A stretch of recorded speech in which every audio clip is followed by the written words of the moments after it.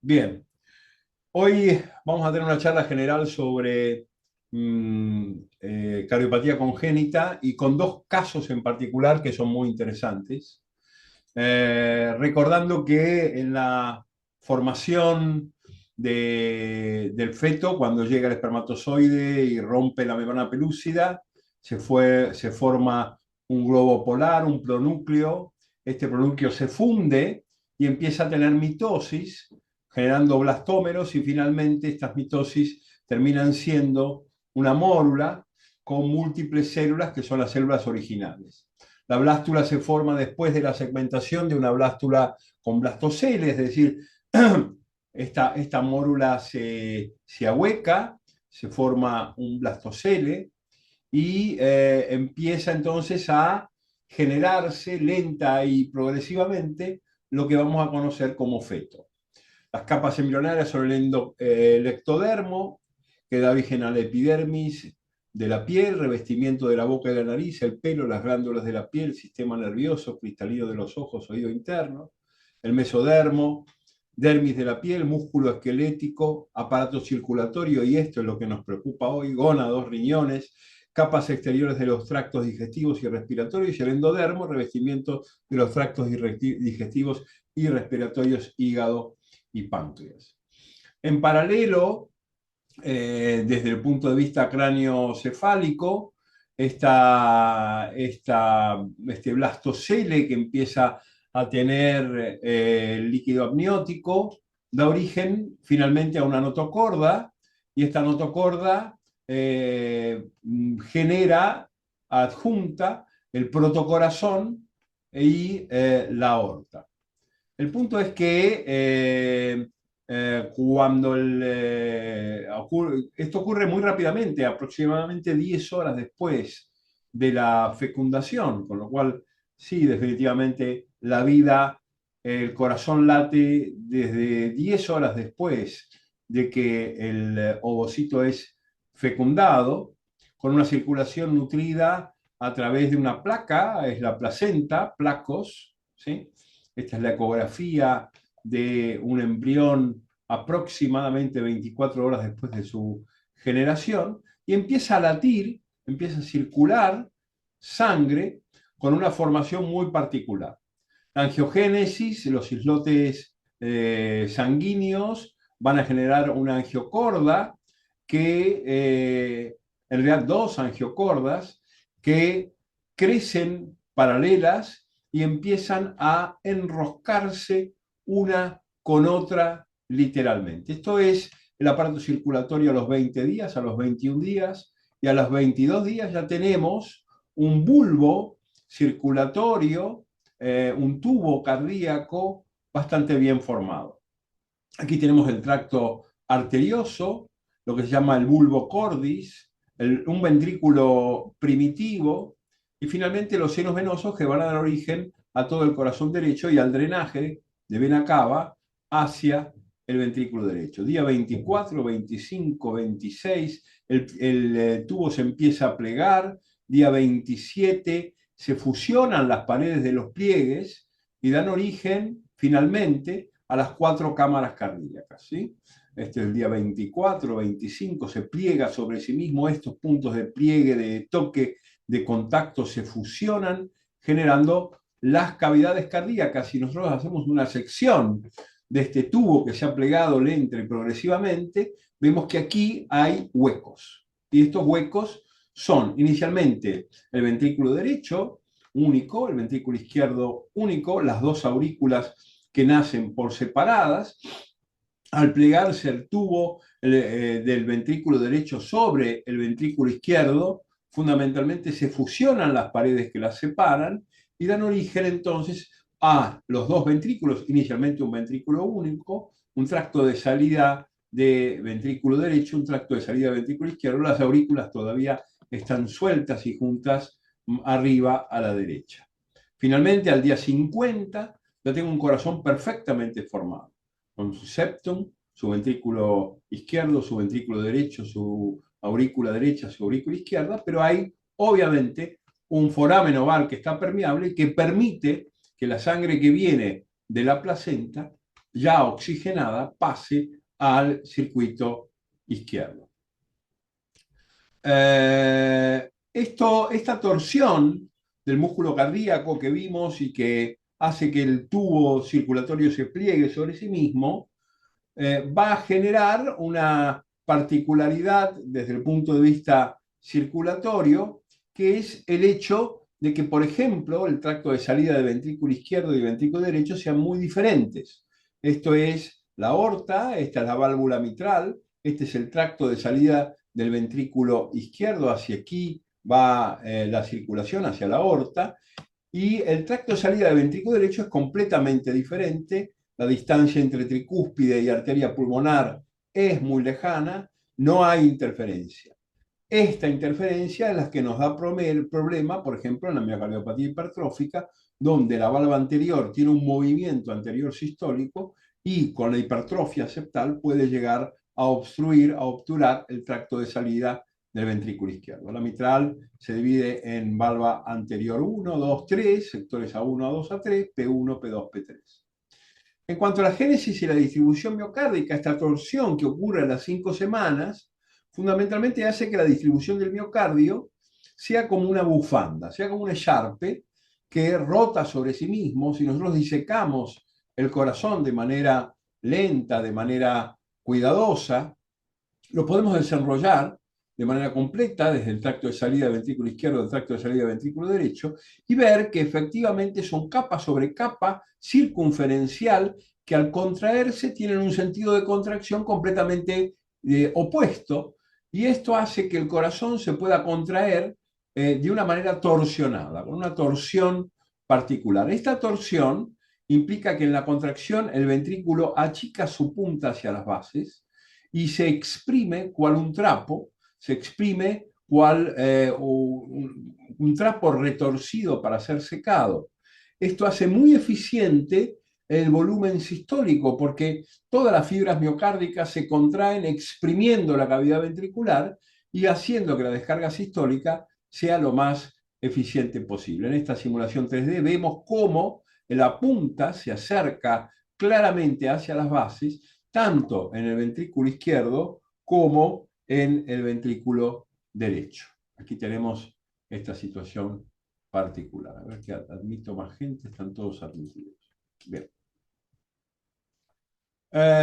Este problema, esta distribución del corazón, cuando se altera, cuando se pierde esta secuencia contráctil, nosotros vamos a poder tener perfectamente condiciones que nos lleven a lo que ya describimos en algún momento, que es el síndrome de marcapaso.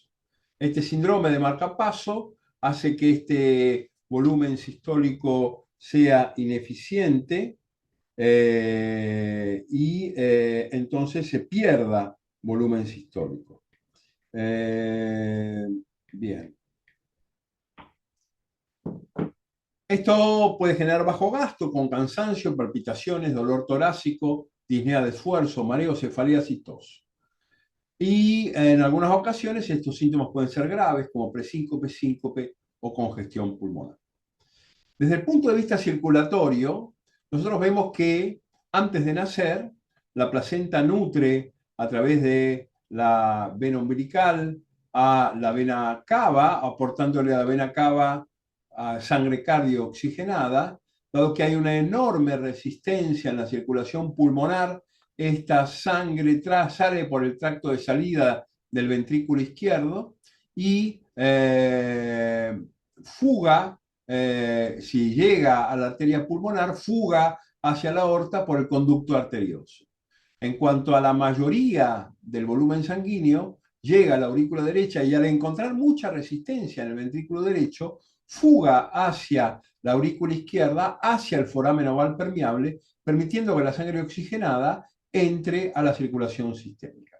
Al momento de nacer y al cortar el cordón umbilical, al llenarse de aire los pulmones, las resistencias vasculares pulmonares bajan estrepitosamente, haciendo que en el ventrículo derecho haya muchísima menos resistencia que en la aurícula izquierda, hay muchísima menos presión que en la aurícula izquierda. Entonces, preferentemente la sangre va a circular hacia el ventrículo derecho, salir por el tracto de salida del ventrículo derecho, arteria pulmonar, e ingresar a los pulmones.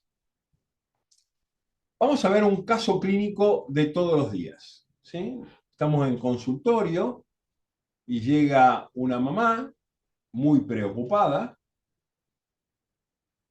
porque el pediatra le dijo que su hijo tiene un soplo. Entonces la mamá obviamente va a pensar que su hijo padece alguna cardiopatía congénita grave. Se trata de un varoncito de 1 año, procedente de Cuenca, ecuatoriano, grupo sanguíneo cero positivo, paciente que fundamentalmente nace por parto eutópico a las 38 semanas,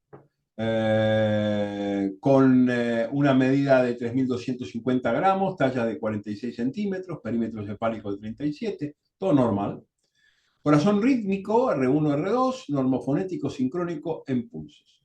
Pero al ocultarlo, ustedes van a escuchar un soplo cardíaco en foco mitral, soplo suave de tonalidad vibrante, bajo tono, durante la sístole cardíaca y audible mientras está de pie. En cambio, en posición de decúbito, el soplo desaparece.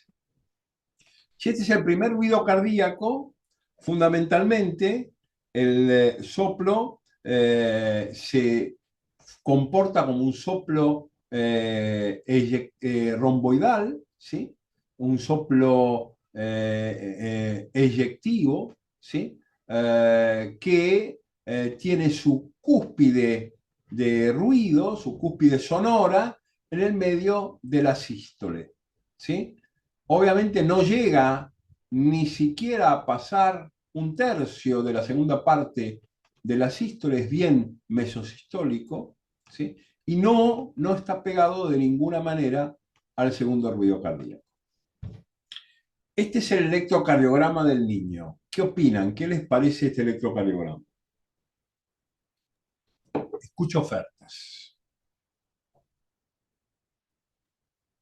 Se ve una Q en cara inferior, bueno, en D2 y ABF.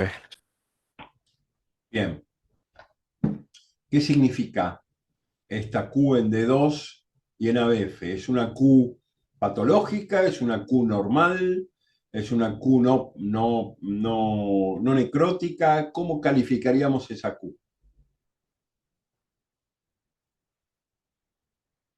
¿Qué les parece a ustedes?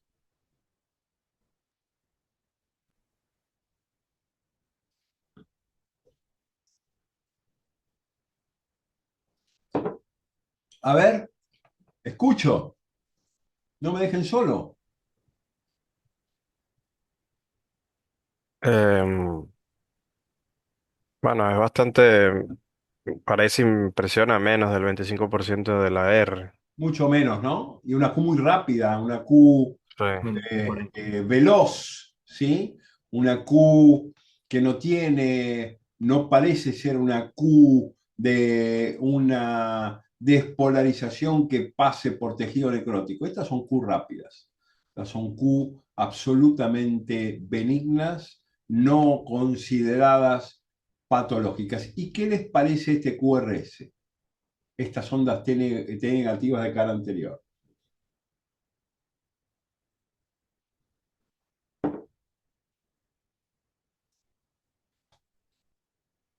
Recuerdo que es un niño de 1 año, ¿eh? ¿Qué les parece esas T negativas de cara anterior? Normal, normal. En B1, B2, por la edad es normal. Bien, yo siempre digo que los pediatras son algo así como veterinarios, ¿no? Porque si el niño es una especie completamente diferente. El electrocardiograma típico en un niño hasta los 10 años son T negativas de B1, B3, PR acortado y onda R altas, bien altas, con presencia de algunas ondas Q muy rápidas, frecuencia cardíaca rápida entre 140 y 150 al nacer, con disminución progresiva hasta 70, 80 latidos por minuto a los 10, 12 años. Puede haber muchísima arritmia respiratoria, esto es desaceleración y aceleración sinusal con las variables de inspiración y expiración, más acusadas a menor edad. Ocasionalmente pueden presentar marcapasos migratorios y el eje, con mucha frecuencia, está desplazado con un desplazamiento importante hacia la derecha. Es decir, que este electrocardiograma es un electrocardiograma normal para un niño de su edad. Y esto lo tenemos que tener en cuenta porque a nosotros nos está derivando el pediatra al niño para discriminar si el niño tiene o no tiene enfermedad cardíaca, ¿sí?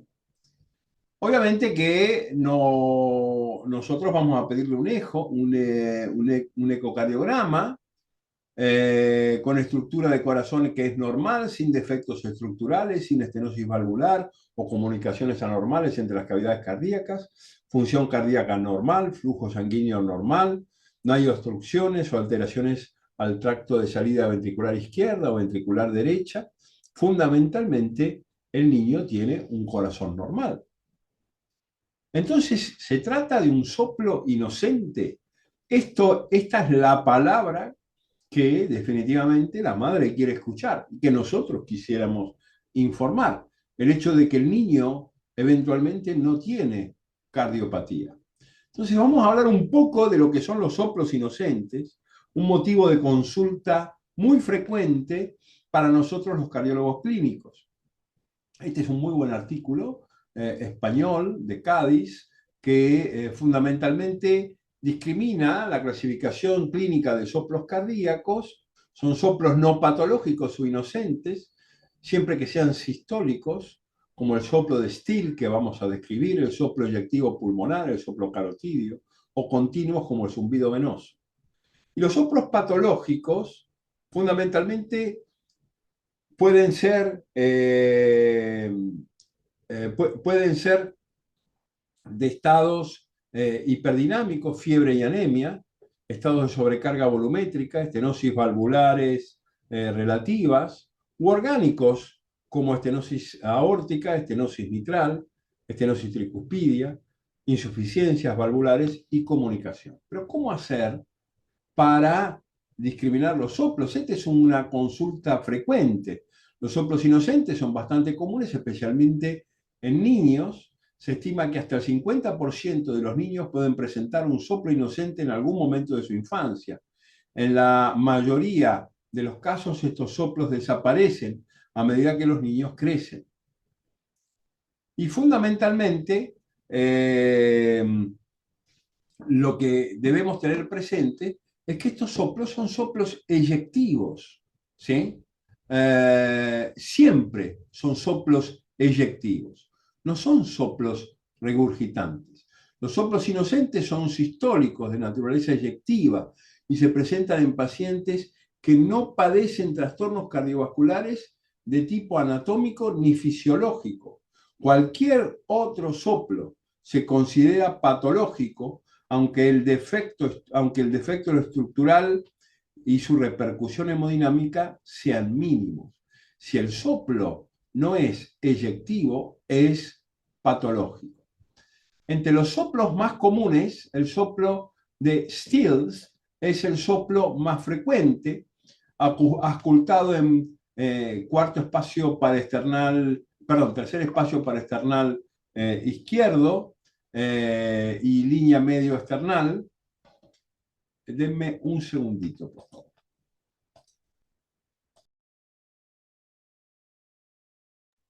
Bien, entonces, la característica de un soplo inocente es que es sistólico, es eyectivo, es muy suave, un grado de 1 o 2 en 6. Los primeros y segundos ruidos son normales, no hay otros soplos, y reduce su intensidad en inspiración cuando el individuo se sienta, es decir, de acostado pasa a estar sentado, o cuando está parado. Fundamentalmente estos soplos se dan por hiperflujo, se dan por vórtex, se dan por generación de rémoras, de flujos turbulentos, tanto en el tracto de salida del ventrículo izquierdo como en el tracto de salida del ventrículo derecho. Entonces yo tengo un soplo diastólico bien pegado al primer ruido, decreciente, desde el primer ruido hacia el medio decrece, que este soplo en particular no es un soplo inocente. Si yo tengo un soplo mesodiastólico con refuerzo presistólico, no es sistólico, este no es un soplo inocente. Si yo tengo un soplo mesodiastólico en barra, no es un soplo inocente. Si tengo un soplo presistólico, es decir, telediastólico, no es un soplo inocente. Si tengo un soplo pansistólico de regurgitación, no es un soplo inocente. Si tengo un soplo de eyección protosistólico, de eyección pero bien pegadito al primer ruido, no es un soplo inocente. Si tengo un soplo tardío, muy cercano al segundo ruido, no es un soplo inocente. A ver, que vamos a admitir más gente. Entonces, ¿cuándo yo tengo un soplo inocente? Cuando el soplo es de eyección, cuando su pico es mesosistólico, cuando comienza también bien separado del primer ruido y no involucra en absoluto el segundo ruido. Este es un soplo inocente. En un soplo inocente no tengo ningún tipo de fémito. El soplo es de muy baja intensidad, no hay fémito. El soplo eyectivo es de corta duración, el segundo ruido es normal, con desdoblamiento fisiológico, no se ocultan ruidos cardíacos patológicos, no se presentan estados de hiperdinamia, fiebre, hay ausencia de datos clínicos que sugieran compromiso del sistema cardiovascular. Los soplos inocentes son mesosistólicos, de corta duración, de baja intensidad, no tienen frénico, tienen poca o ninguna irradiación musical, se localizan en áreas aórticas y pulmonares. Niños, adolescentes y deformidades torácicas como pectus excavatus, espalda recta o cifoescoliosis en adultos pueden acompañarse con este tipo de soplos inocentes. El soplo inocente nunca es holosistólico ni holodiastólico. Nunca son diastólicos. Frecuentemente polifocales, ustedes lo pueden escuchar en múltiples focos. Nunca son agudos. La intensidad es bajita, 1, 1,5 en 6. No tienen irradiación típica. Mejoran o desaparecen con eventual tratamiento si es que es necesario hacerlo. En cambio, los orgánicos pueden ser holo, son sistólicos, diastólicos o citodiastólicos, son uniformes, tienen frémito, la intensidad es mucho más marcada, la irradiación típica, si es un soplo de estenosis aórtica va a irradiar a cuello, si es un soplo de insuficiencia mitral va a irradiar axila, y no desaparecen con el tratamiento. El soplo de Still, ¿sí?, tiene como características acústicas cualidades armónicas y musicales. Localización, apex, borde parasternal izquierdo bajo posición supina. Se origina por turbulencia del flujo en el tracto de salida del ventrículo izquierdo. Los soplos sistólicos de eyección pulmonar, que vamos a describir un poco más tarde, son rudos, se localizan en segundo y tercer espacio intercostal en posición supina y se dan por turbulencia generada en el tracto de salida del ventrículo derecho. Los soplos arteriales subclavios no se condicen con ninguna malformación anatómica por encima de la clavícula y del lado derecho por turbulencias en el flujo de las arterias brachiocefálicas. Todos estos son formatos de soplos inocentes. Este es el soplo de Still, un soplo alejado del primer ruido, alejado del segundo, con acmé normalmente mesosistólico, de corta duración, de baja intensidad, que se puede escuchar en muchos focos. Este es un soplo de Still, ¿sí? Así lo vamos a encontrar. En cuanto al soplo inocente pulmonar, en la raíz de ambas grandes arterias, pero en especial de la arteria pulmonar, se manifiestan fisiológicamente turbulencias que durante la sístole y se pueden manifestar como un soplo. También pueden ser visibles en Doppler color. Es un soplo de muy baja intensidad, por lo cual no se ausculta frecuentemente en adultos, porque el tórax ha crecido. Ocupa la mesosístole de muy corta duración, mejor audible en foco pulmonar en el borde esternal izquierdo. Como ya se mencionó, en este tipo de soplos la ecocardiografía a través del Doppler color nos muestra una pérdida de flujo laminar a nivel de la raíz de grandes arterias sin presencia de alteraciones anatómicas.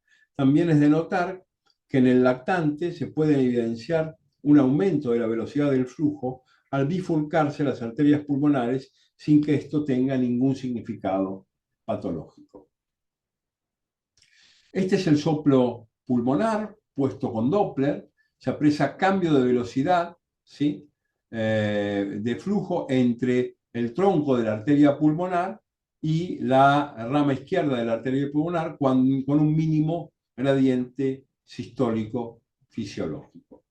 El soplo pulmonar, aquí tenemos el primer ruido, soplo sistólico pulmonar separado, bien separado del primer ruido, y termina mucho antes del segundo ruido, muy parecido al soplo de Still, y muy, yo diría, es idéntico, pero lo vamos a ocultar del lado pulmonar. Si yo tengo un soplo sistólico, básicamente solo soplo aparentemente inocente, con historia familiar benigna, que no se asocia con signos y síntomas de bajo gasto ni de trastornos circulatorios, sí en enfermedad cardiovascular, nada más, no hagamos más que un eco, no hay que hacer más nada. Si tengo un soplo sistólico aparentemente inocente con signos o síntomas o hallazgos de enfermedad cardiovascular, ahí yo me tengo que preocupar un poco más y posiblemente tenga que hacer una ecografía, eventualmente un eco transesofágico para poder diagnosticarlo, igual que si tengo un soplo que no tiene características de soplo inocente. En cuanto a los tipos de soplo en la infancia, el 91.7% son inocentes, el 5.3% son patológicos y el 3% de los individuos sanos no tienen soplo. Es decir, que el 99% de los niños tiene algún tipo de soplo. Bien, otro caso clínico. Vamos a ver si entendí. Niña de 11 años que acude por primera vez a la consulta de su pediatra para la realización de revisión del programa de salud infantil. Durante la exploración física se detecta un soplo sistólico suave, 1 a 2 en 6, localizado en el borde esternal izquierdo, en la zona de ápex cardíaco, que no se modifica con la postura, y un segundo ruido aparentemente normal. El resto del examen físico es normal, incluidos los pulsos periféricos, la tensión arterial también es normal. La paciente está asintomática, nunca ha presentado palpitaciones, ni dolor de pecho, ni síncope, y tiene una buena tolerancia al esfuerzo, realizando deportes de forma regular, voleibol 2 veces por semana. Pero cuando uno grafica el soplo, se da cuenta que efectivamente es un soplo sistólico, es un soplo en barra, es un soplo que no tiene forma de diamante, que irradia predominantemente hacia la axila. Esto ya pierde características típicas de un soplo inocente. Este es el electrocardiograma de esta niña. ¿Qué les parece este electrocardiograma puntualmente? Escucho ofertas.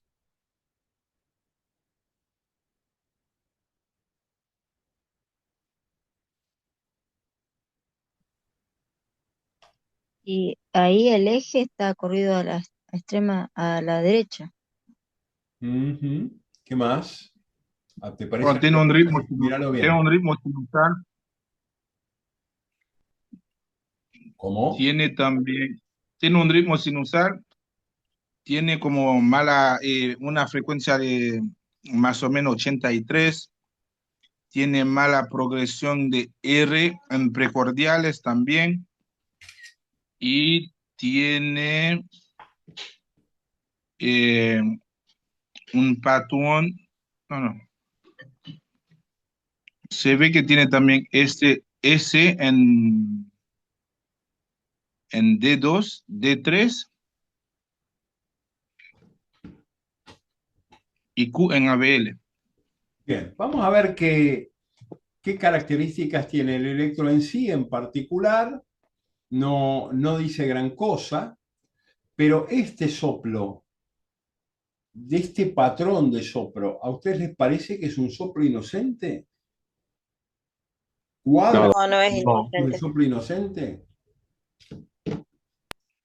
Bueno, vamos a ver no, qué pasó, doctor. vamos a ver qué pasó con el eco.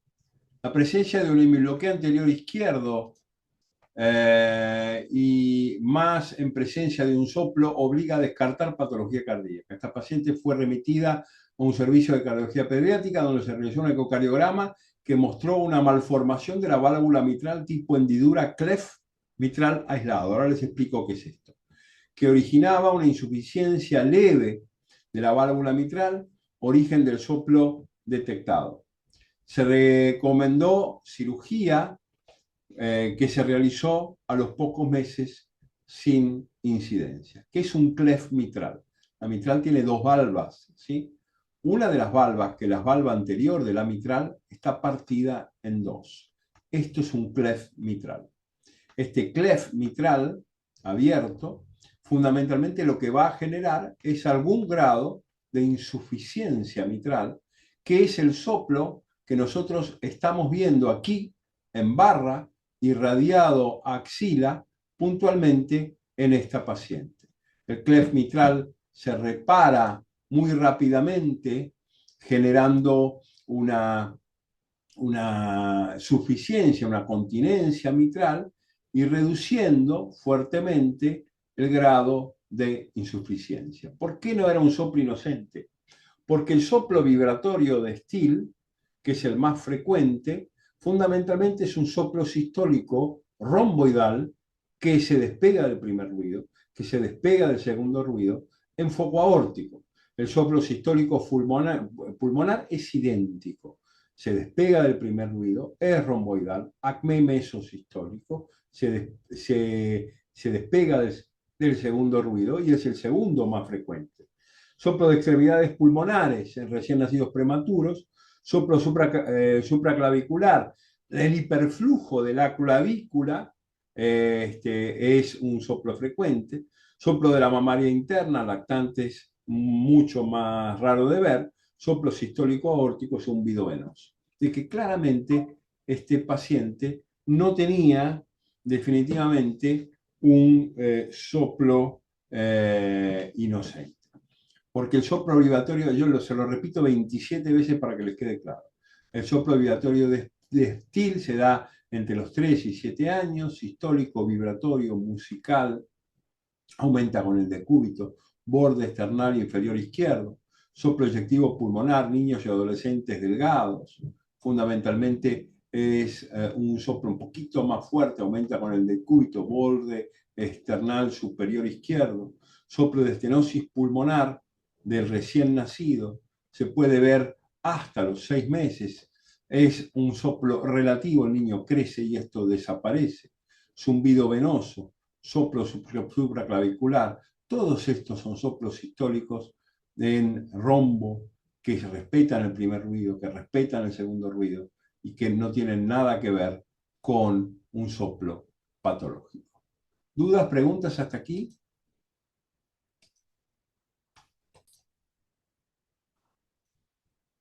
Vamos a ver un caso clínico, vamos a pasar a otra patología.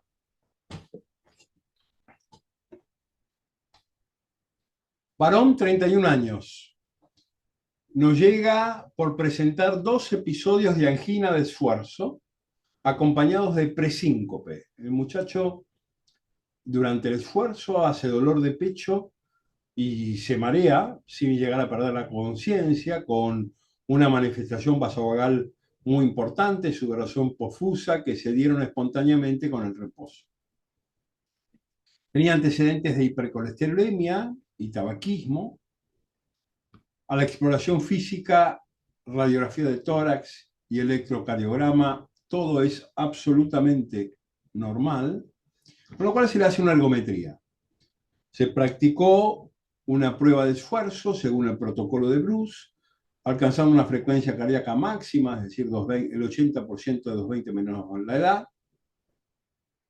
Para su edad, sin síntomas ni isquemia al cabo de 13 minutos del ejercicio.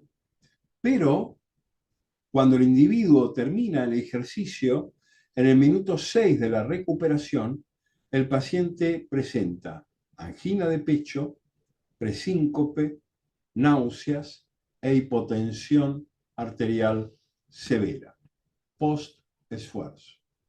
Este es el registro, un poco precaria la imagen del electrocardiograma. Miren B1, ¿sí? Miren, esto es B1, B2, B3, B4, B5, B6, perdón, miren B2, miren B3, B4, B5, B6. En el electrocardiograma se observan entonces elevación del segmento ST en derivaciones inferiores y B5, B6, se le administró nitroglicerina sublingual e inmediatamente el paciente mejora, se normaliza el segmento CT y la presión que llegó a estar en 70 de sistólica y diastólica indetectable, con la nitroglicerina pasa a 120/60. Bien. Diagnóstico presuntivo de lo que tiene el paciente. Escucho ofertas.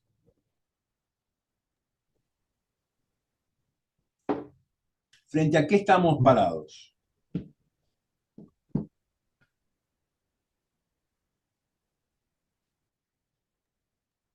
Y a un síndrome coronario, a una isquemia. Isquemia sí, claro. Pero, ¿cuál es el mecanismo? Una obstrucción dinámica del tracto de salida del ventrículo izquierdo. ¿Y esto se manifestaría con supradesnivel del ST? ¿Es la manifestación típica de un cuadro como ese? Un vasoespasmo. Ahí me gusta un poco más. ¿Y qué harían con este señor? ¿Cómo lo estudiarían? Si es que le harían algo. ¿Cómo viene la cosa? ¿Qué hacemos? ¿Y no es para hemodinamia? Yo creo que sí, ¿no? ¿Un puente muscular puede ser? Vamos a ver qué dio el estudio hemodinámico. El paciente ingresó en el hospital para realizarse una coronariografía.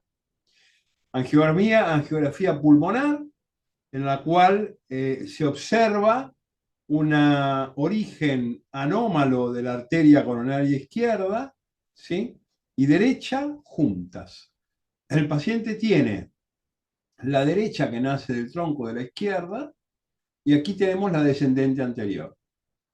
Pero más allá de esto, más allá de esta situación particular, fundamentalmente lo que se observa es un espasmo coronario en porción proximal de la arteria coronaria derecha, que claramente, como es esta arteria coronaria derecha, que como dijimos nace del tronco de la coronaria izquierda, como es claramente dominante, fíjense que el paciente no tiene circunfleja, ¿sí?, claramente dominante, genera trastornos de la cara inferior y de B5 y de B6.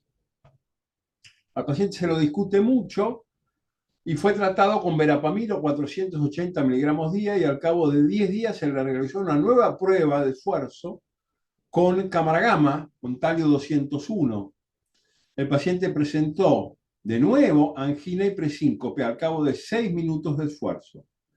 En la gamografía miocárdica planar se detectó entonces un defecto de perfusión importante en la pared posterolateral que perfundía la cámara gamma. Se discute mucho el caso. Para discutirlo entre las opiniones quirúrgicas y médicas, se decide intensificar el tratamiento médico añadiendo nifedipina 80 miligramos día. Con esta asociación terapéutica, el paciente realizó una nueva prueba de esfuerzo que fue máxima y negativa, tanto clínica como electrocardiográficamente, para isquemia miocárdica. En el Holter de 24 horas no se observaron periodos de isquemia silente. Claramente estamos frente a un caso de isquemia miocárdica con anomalías coronarias no ateroscleróticas que definitivamente es atípico. Hay una anatomía congénita alterada, pero también hay un fenómeno vasoespástico contenible con bloqueantes cálcicos, dihidropiridínicos y no dihidropiridínicos combinados. Entonces, si nosotros evaluamos o tratamos de clasificar a las cardiopatías congénitas, la prevalencia de estas alteraciones son discretamente bajas. Tan bajas como una incidencia inferior al 0,5% por mil. A pesar de todo, cuando estas anomalías congénitas son severas, pueden tener mortalidades cercanas al 8%. En cuanto a las etiologías de las cardiopatías congénitas, ¿por qué se dan? Se pueden dar por factores genéticos ligados a la herencia, por aberraciones cromosómicas, es decir, por accidentes cromosómicos o mutaciones. Hay factores ambientales que fundamentalmente regulan esta condición. Puede haber infecciones virales, drogas, radiaciones, alcohol, densidad poblacional, y puede haber en un 90% de los casos múltiples causas que dan origen a estas malformaciones durante el periodo de conformación fetal. En cuanto a la presentación de las causas de anomalías congénitas, fundamentalmente la enorme mayoría de estas patologías congénitas son de etiología desconocida. 9% son de causa ambiental y aproximadamente 1 de cada 4 tienen herencia multifactorial de tipo genética. Desarrollo embrionario. 1% de las malformaciones en los pacientes que nacen sanos, que nacen vivos. 33% de los niños con anomalías cromosómicas presentan una cardiopatía. 100% aproximadamente en trisomía 18, el síndrome de Edwards. 8% de efectos genéticos. 2% agentes ambientales. Los agentes teratogénicos que pueden precipitar la aparición de enfermedades congénitas son la talidomida, el virus de la rubiola, la isotretiniona, es decir, la vitamina A, el alcohol, y enfermedades maternales como diabetes tipo 1 e hipertensión arterial. En cuanto a la clasificación general de las enfermedades congénitas del corazón, pueden ser septales, persistencia del agujero oval, persistencia del orificio interventricular, pueden ser valvulares, estenosis de válvula pulmonar, quistes hemáticos perivalvulares, anomalías de grandes vasos como persistencia del conducto arterioso, persistencia del arco aórtico, o anomalías complejas como la tetralogía de Fallot, el complejo de Eisenmenger y las ectopías córticas, es decir, los corazones fuera de su lugar anatómicamente normal. Pero vamos a hablar del origen anómalo de las arterias coronarias. Las arterias coronarias, fundamentalmente, pueden estar malformadas con tres grandes categorías de malformación.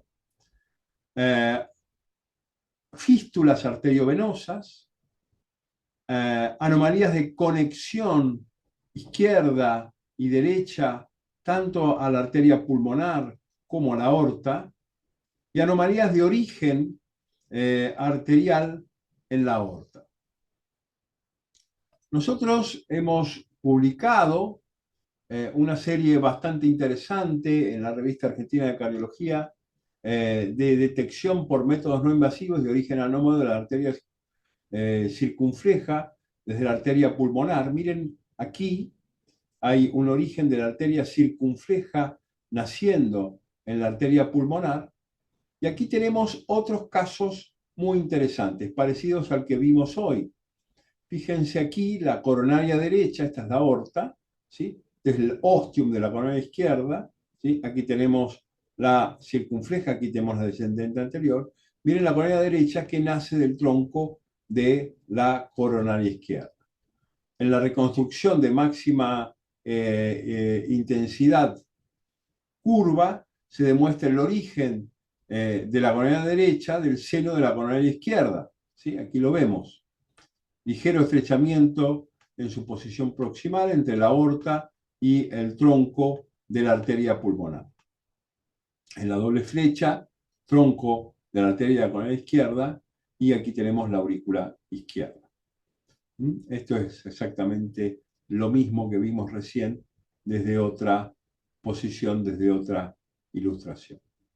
Esta es una angiografía de tórax que muestra el origen anómalo de la arteria coronaria derecha, exactamente igual. Ecocardiograma transtorácico visto del eje largo apical que identifica la misma estructura. Aquí tenemos la aorta, el ventrículo izquierdo, la aurícula izquierda, y aquí el tronco con el nacimiento de ambas arterias. En la cinecoreografía, lo que se ve es una arteria coronaria derecha en oblicuo anterior izquierda, se identifica la arteria circunfleja hipoplásica emergiendo desde el ostium derecho del tracto retroaórtico. Entonces, hay con cierta frecuencia anomalías coronarias. Ahora, estas anomalías coronarias representan un problema clínico, deben ser tratadas, y cómo tratarlas eventualmente. ¿Representan un problema clínico? Nosotros publicamos una serie de 23 anomalías congénitas de las coronarias en la revista española de cardiología hace algunos años. Se estudiaron 23 pacientes, 17 hombres, 6 mujeres, de entre 18 y 32 años. La sintomatología ante esfuerzos: 12 pacientes tenían angina de pecho, 52.2%. 4 pacientes tenían un dolor torácico no anginoso, 17.4%. 4 pacientes habían presentado síncope y 3 pacientes disnea. Es decir, que si a la pregunta de si eventualmente las anomalías coronarias pueden manifestarse clínicamente, la respuesta definitivamente es sí. Los electrocardiogramas fueron normales en todos los casos, las pruebas de esfuerzo resultó positiva en 10 casos, en el 43.5%, y en el eco demostró el origen anómalo en casi en el 70% de los casos, e identificó el trayecto proximal en 12 casos. La angiotomografía diagnóstica resultó ser útil en todos los pacientes estudiados. Es decir, como que aquí sí el recurso de la angiotomografía es un recurso muy interesante para discriminar pacientes con anomalías de pacientes que no las tienen. En cuanto a ¿por qué estos pacientes tienen isquemia? ¿Por qué estos pacientes hacen isquemia? Esto está relacionado a la forma del ostium aberrante, frecuentemente de estas arterias coronarias. Está relacionado con que frecuentemente estas arterias anormales tienen un tracto intramiocárdico extenso que es comprimido durante la sístole cardíaca. Puede estar relacionado a los ángulos, trayectos angulosos con rémora sanguínea que generan una perfusión lenta. Es muy frecuente en las arterias coronarias anormales, congénitas, el vasoespasmo, como vimos en el caso de hoy. Relacionados con posible isquemia, puede estar relacionada también con posibles lesiones endoteliales, secundaria de desarrollo de flujo turbulento, con desarrollo de aterosclerosis, porque al ser turbulento el flujo, al tener ángulos, se despule el endotelio, se precipitan lesiones endoteliales y esto genera finalmente aterosclerosis. En cuanto al tratamiento de las anomalías congénitas, deben ser tratadas solo si el paciente manifiesta alteraciones clínicas muy marcadas. ¿Y cómo pueden ser tratadas? Ya vimos que el espasmo coronario en individuos sin alteraciones anatómicas resolvibles puede ser tratado farmacológicamente. Pero desde el punto de vista quirúrgico, los tratamientos pueden implicar varios mecanismos. Uno de ellos, la reinserción, el bypass coronario, que tiene sin duda muchos años de experiencia, digamos, generar un bypass de esa malformación, cual si esa malformación fuera una placa ateroesclerótica. Reimplante de ostium, es decir, despegar el ostium anómalo y reimplantarlo fisiológicamente en la aorta. Esto tiene sus dificultades técnicas. Lo que se llama unroofing, que es la reconstrucción total de la anatomía normal con puentes venosos y puentes radiales. La evolución de la resolución quirúrgica de esta patología nos dice que la técnica consistió en reimplante coronario en 7 casos, con puente y bypass, y en 3 resección parietal o unroofing de 13 casos. Ninguno de estos pacientes, 7 casos de reimplante, 3 casos de bypass y 13 casos de unroofing, que es la resección parietal, ninguno de ellos falleció ni en cirugía ni en el perioperatorio de cirugía cardiovascular. Bien, este es otro caso muy anterior. Yo era médico de planta de la Fundación Favaloro cuando encontramos esto. ¿Y qué es esto? Esta es una fístula coronario-pulmonar. Este es un viejísimo artículo publicado en la revista mexicana de cardiología. Yo lo publiqué, tenía el honor de tener como coautor a René Favaloro. Era un hombre de 75 años de edad, portador de fístula coronaria, que estaba claramente sintomático por Angor y por disnea. Las fístulas coronarias, de acuerdo con el sitio de drenaje, se las ha clasificado en 5 tipos. 1 con drenaje a aurícula derecha, 2 con drenaje a ventrículo derecho, 3 con conexión a circulación pulmonar, 4 comunicadas con la aurícula izquierda y 5 con drenaje ventricular izquierdo. No importa que recuerden esta clasificación, pero entiendan que la disposición anatómica de estas fístulas puede ser muy variada. En cuanto a las fístulas arteriovenosas coronarias, se hacen manifiestas sobre todo en la quinta y en la sexta década de la vida, a pesar de ser congénitas. El paciente puede tener discreta cardiomegalia por sobrecarga de volumen, puede tener infartos de miocardio, puede presentar insuficiencia cardíaca congestiva, y el soplo es continuo, es un murmullo continuo y fundamentalmente se puede manifestar con deformación de la anatomía cardíaca en la placa de tórax o en el ecocardiograma. Bien, vamos a ver ahora cuáles son los 10 mandamientos de la cardiopatías congénitas. ¿Sí? ¿Cuáles son las 10 cosas respecto de cardiopatías congénitas del adulto que un cardiólogo clínico debe conocer? El ecocardiograma continúa siendo el estudio de primera línea. Es importante que el ecocardiograma sea hecho por ecocardiografistas entrenados en cardiopatías congénitas del adulto, porque el diagnóstico final debe ser interpretado. Las imágenes con resonancia magnética y eventualmente tomografía pueden ser requeridas para cuantificar los volúmenes del ventrículo derecho o su tracto de salida, cuantificar la insuficiencia pulmonar, evaluar las arterias o las venas colaterales. El test de ejercicio cardiopulmonar en las mediciones de los niveles y las mediciones de los niveles neurohormonales juegan un papel fundamental.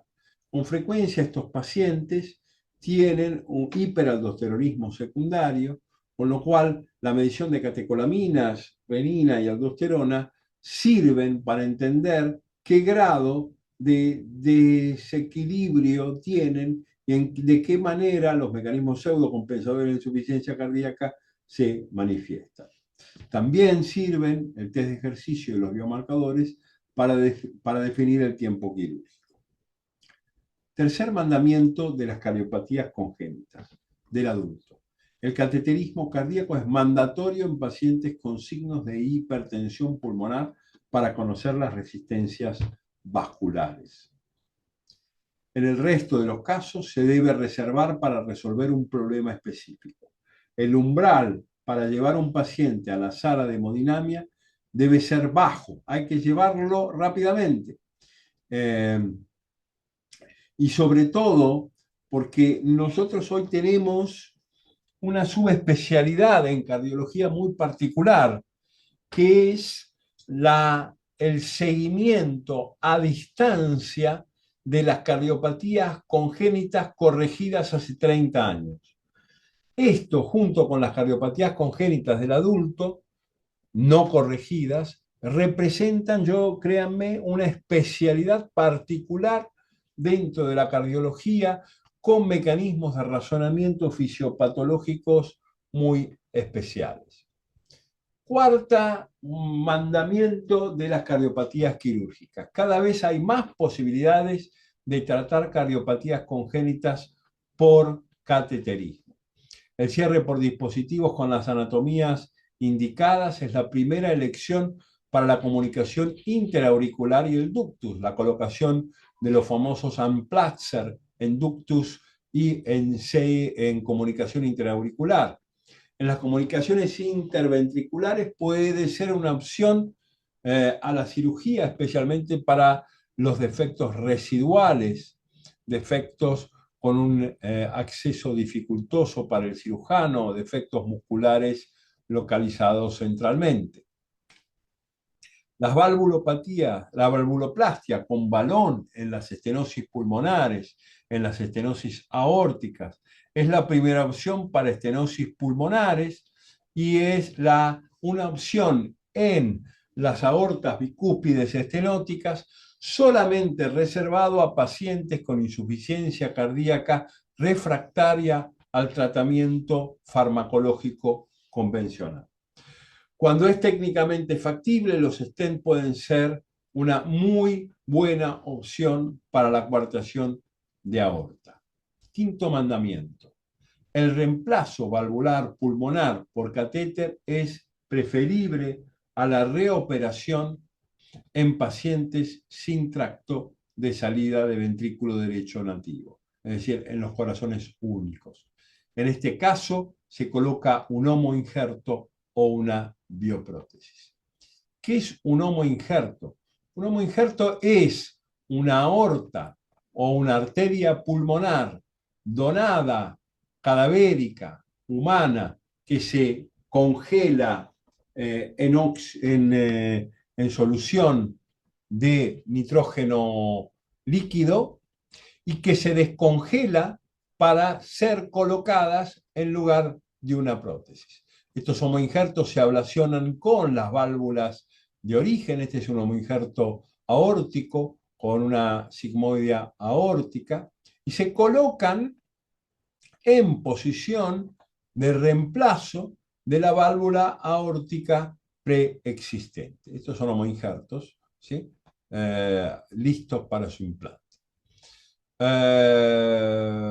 Entonces, la resolución percutánea de las cardiopatías congénitas hoy nos permite dar tratamiento a la comunicación interauricular, al foramen oval permeable, a la CIB, a través de dispositivos helicoidales o dispositivos de Amplaxer, que son dos conos desplegados unidos por el vértice.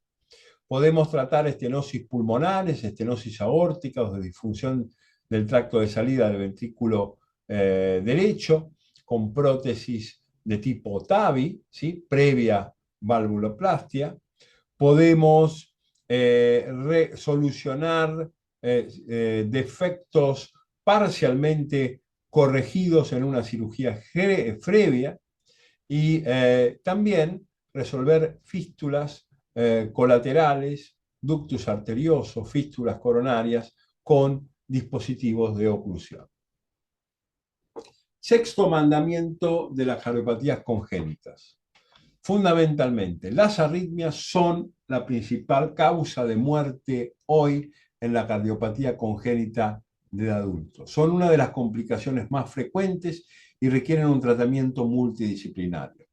La indicación de ablación por catéter de implante de cardiodesfibrilo de marcapasos debe ser tomada en cuenta por el equipo que trata a un paciente con arritmias potencialmente malignas secundarias a una cardiopatía congénita. Séptimo mandamiento. La insuficiencia cardíaca es la principal causa de muerte a largo plazo. Se debe resolver cualquier problema que potencialmente pueda ser causa de insuficiencia cardíaca y resolverlo precozmente. Cardiopatía congénita diagnosticada, cardiopatía congénita intervenida. Normalmente se espera un desarrollo pondoestatural del niño suficiente como para ser sometido a este tipo de cirugías. Puede ser causa de insuficiencia cardíaca o sea pasible de ser tratado por cateterismo o cirugía antes de iniciar el tratamiento convencional para la insuficiencia cardíaca. Octavo mandamiento. La hipertensión pulmonar es un importante factor pronóstico en pacientes con cardiopatías congénitas y requiere especial atención en embarazadas y durante el parto de estos niños. Se requiere una evaluación hemodinámica meticulosa en la hipertensión pulmonar para distinguir entre hipertensión precapilar, que es lo que conocemos como hipertensión arterial pulmonar tipo 1, y las patologías que presentan más de 15 milímetros de mercurio de presión capilar pulmonar correspondientes a otro tipo de hipertensión pulmonar, eventualmente secundaria a cardiopatía congénita y eventualmente tratada como acabamos de decir. Uno más y no jodemos más. Décimo mandamiento.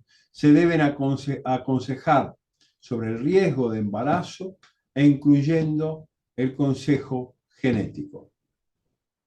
Cuando hay trazabilidad genética, tenemos que estudiar a toda la familia. Punto 1. Punto 2.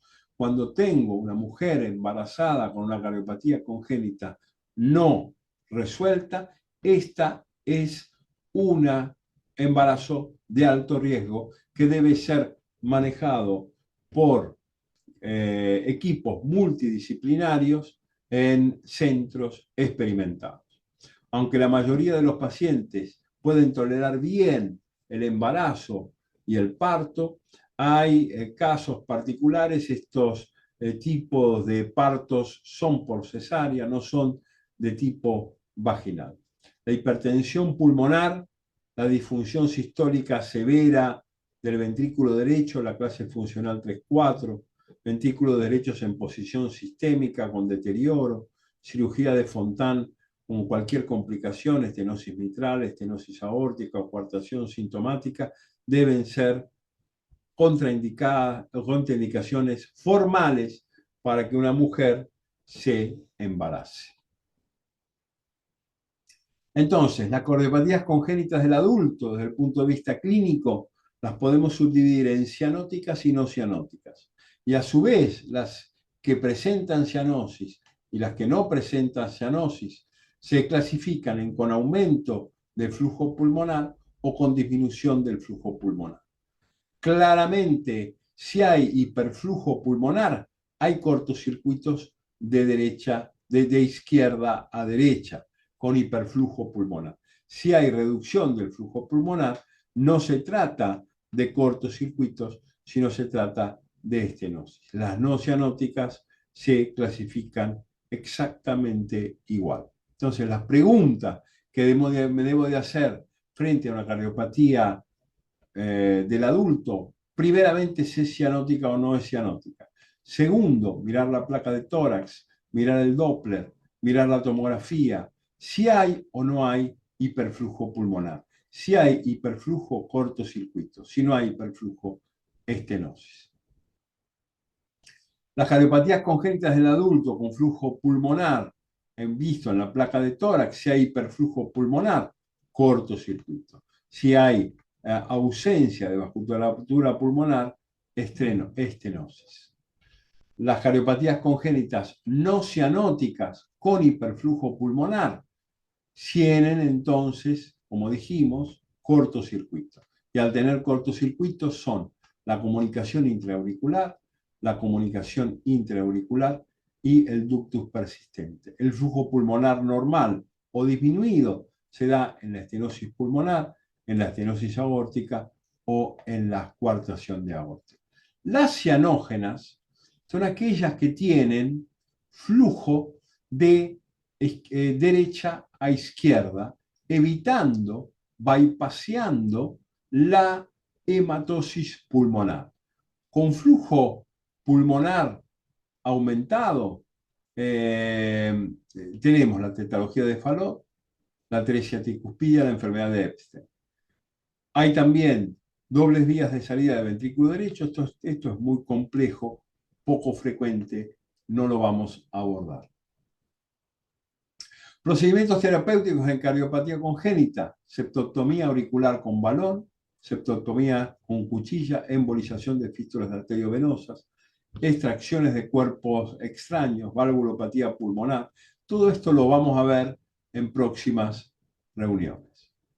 Muy bien, hasta aquí la presentación de hoy con dos casos, uno muy frecuente que es la presentación en consultorio de un soplo inocente y el otro la presentación de anomalías